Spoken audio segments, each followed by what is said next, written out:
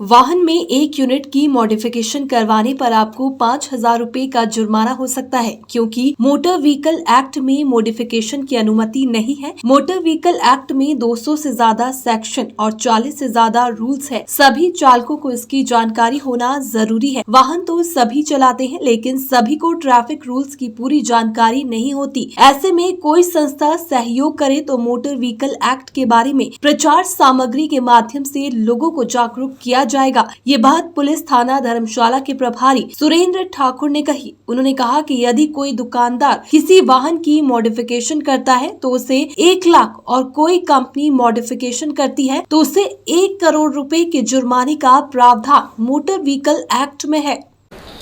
ये आपने बिल्कुल सही सवाल किया। अब जहाँ तक चालक की बात है तो हम सब लोग चालक होते हैं। जो भी गाड़ी ड्राइव करता है तो सभी लोग चालक हैं और मैक्सिमम लोग गाड़ियाँ चलाते हैं।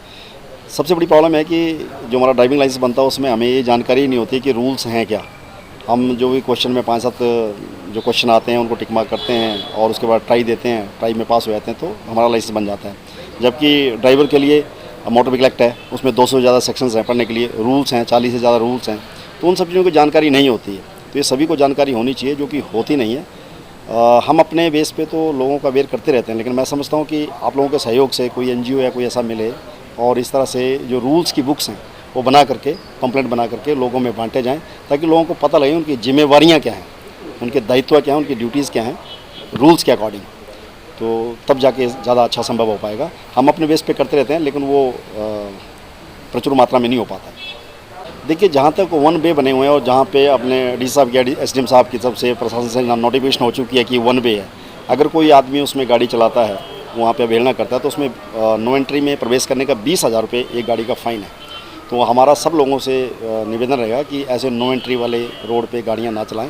जैसे हमारा दाड़ी का बाईपास है और दाड़ी का बाज़ार है, तो जहाँ से जिन गाड़ियों का संचालन जैसे बताया गया है वैसे ही करना चाहिए।